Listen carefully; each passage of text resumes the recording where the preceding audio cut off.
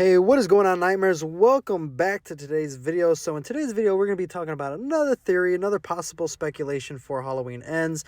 Now, of course, like I stated in the last video, of course, we know when a movie makes money and people want more, they're going to get more. So if they were to add and continue on from this movie with Halloween Ends, there's so many different things, speculations, ideas, theories that I have on how that is going to be possible. Because let's face it, there is always a way that Michael Myers will come back, or there's always a way that they're going to figure something out to just bring back the shape.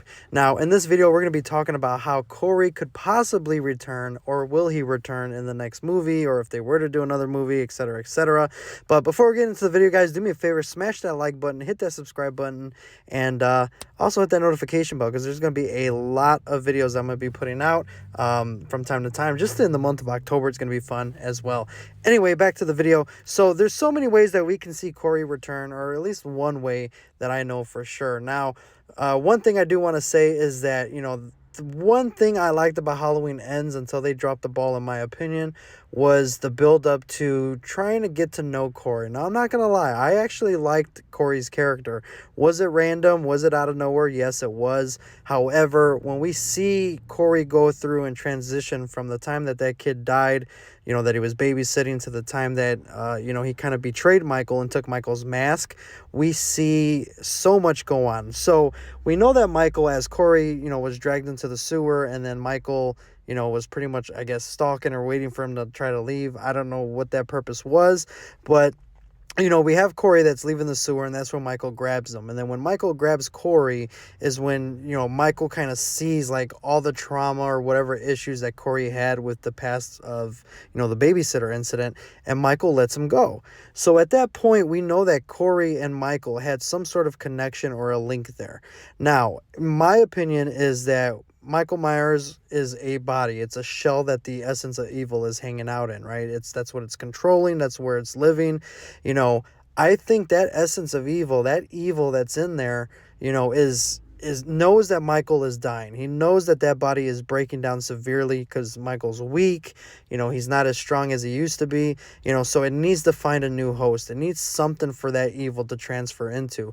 And that's where we see Corey, connecting with Michael and starting to change, right? We see it in the eyes from when, the boy's dad, said, I saw his eyes and they were just different, But at the same time, we have Corey that, is starting to just feel different from what he says. He's something's going on with him.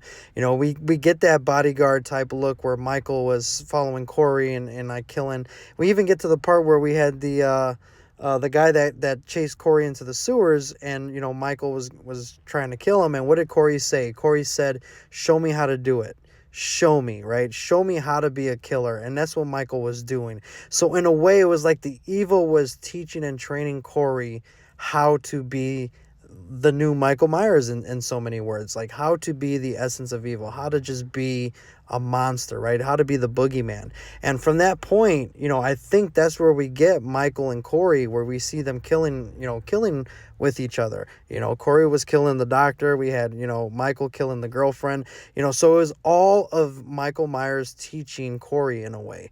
Like I said, that essence was in a bad shell and needed to find something else, and it found that in Corey.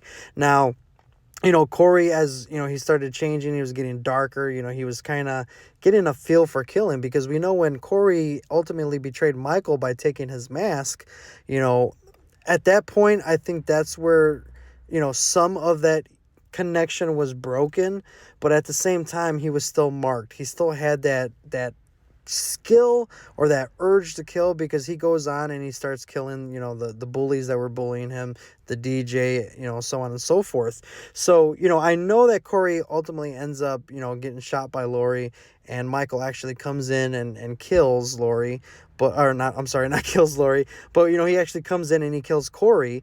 But the thing is with this, and I know a lot of people are like, no, he killed him, Corey's dead. Well, look at Exhibit A, dirt, right here, where Sandra, who is supposed to be dead and kills. I mean, I would be dead if someone put a light bulb through my neck and I was just bleeding like crazy out the neck. But for some reason, she survived, right? So if she could survive, there's no reason why Corey couldn't survive his neck wound, let alone whatever Michael, snapping of Corey's neck and things like that. However, let's say Corey did die. Let's say Michael actually killed Corey and he was dead, right? We saw his body lying there lifeless and things like that. We know Michael and Corey had a connection earlier in the movie in the sewer, right? We know that Michael ultimately dies by Laurie's hand. She kind of bleeds him dry, and Michael's ultimately dead there. Then at the same time, though, remember, we still have the shell. We still have Michael's body. By Laurie and the town grabbing Michael and throwing him into that shredder, right? The car part shredder and all that other stuff. You're destroying the vessel.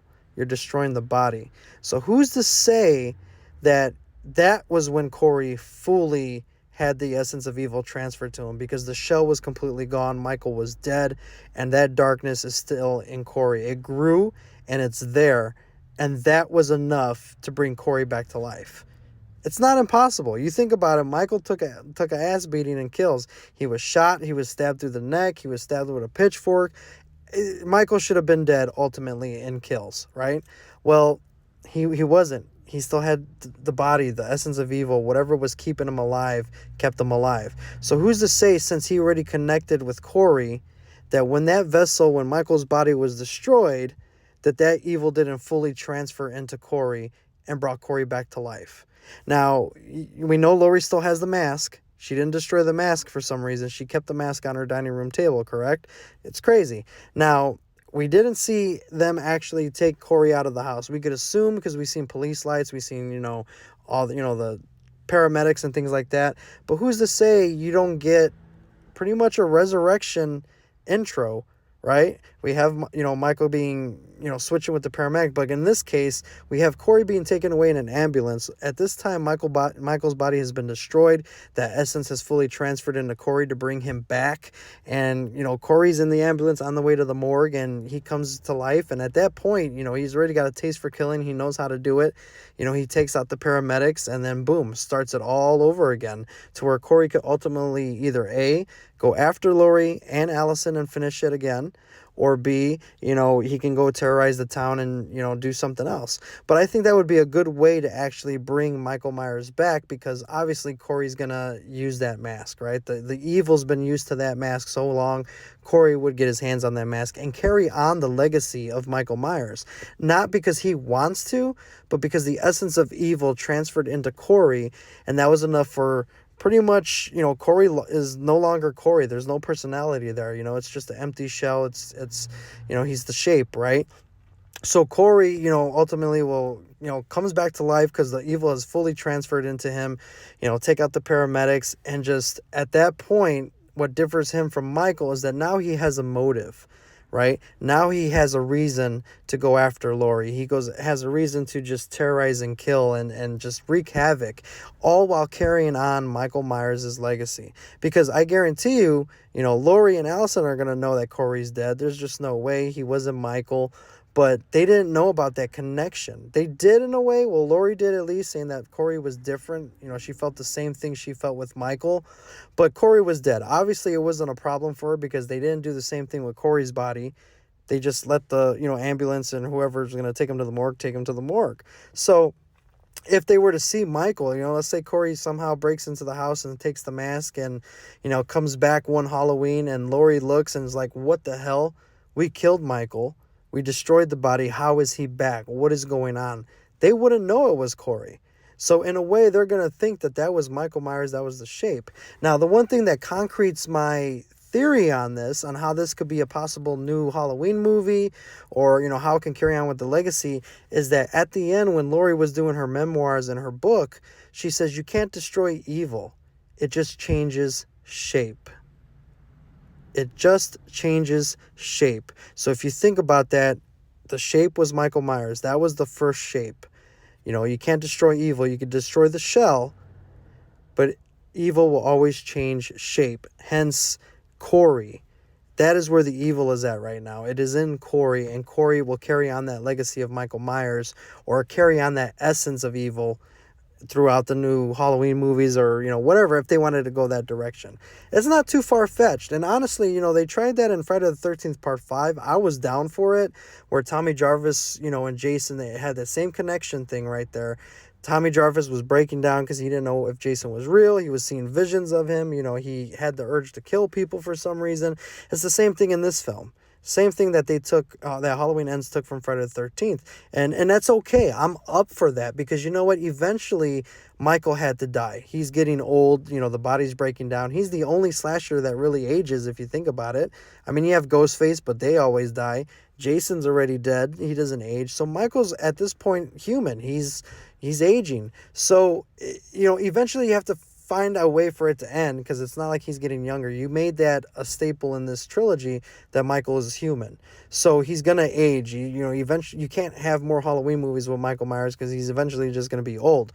But by transferring that essence of evil into Corey, you have a younger, stronger, more darker version of Michael Myers carrying on that legacy, the boogeyman of Haddonfield. It makes total sense. And I'm down for it because if you want more Michael Myers movies, you have to be, especially if you want it with this trilogy to kind of finish it off with Laurie.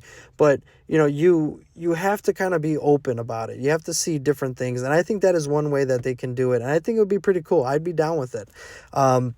You know, I think seeing Corey, you know, like I said, stronger, younger, you know, we already know he got the killing down pack. Those were some scenes in the movie that I did like. His kills were brutal. So that's one thing I was thinking about, guys. Let me know in the comments down below. What do you think? Would that be something that makes sense to you guys? You know, like I said, it's just a speculation / theory. It's not like it's going to actually happen. But it was something I was thinking about on how if they wanted to, you know, continue on the series, if the fan base wants more, or, you know, it makes enough money and they're like, hey, let's do another movie, this is the way to do it. This is the way that you bring Michael back in a way. You know, obviously it's not going to be actually Michael Myers, but you have the essence, you have the visual, you have, you know, the image, the Michael's legend, like they stated in Halloween Kills, right? He's always there even though you can't see him. And that ultimately is what makes it okay for me if Corey takes that mask and carries on that legacy. It's the pain, the suffering, the fear that Michael Myers himself caused.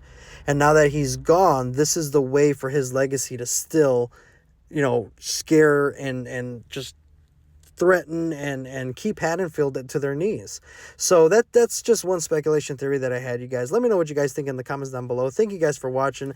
I'm done rambling. Let me know what you guys think, but smash that like button, hit that subscribe button and that notification bell, and also consider becoming a member of the channel just like these awesome people here on screen.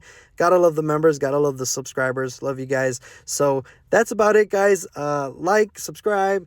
Let me know what you think in the comments down below, what you think of this theory / speculation, and I'll see you guys in the next video as always. And remember, be the strange you wish to see in this world, and I'll see you guys next time. Take it easy, be safe, see you guys later.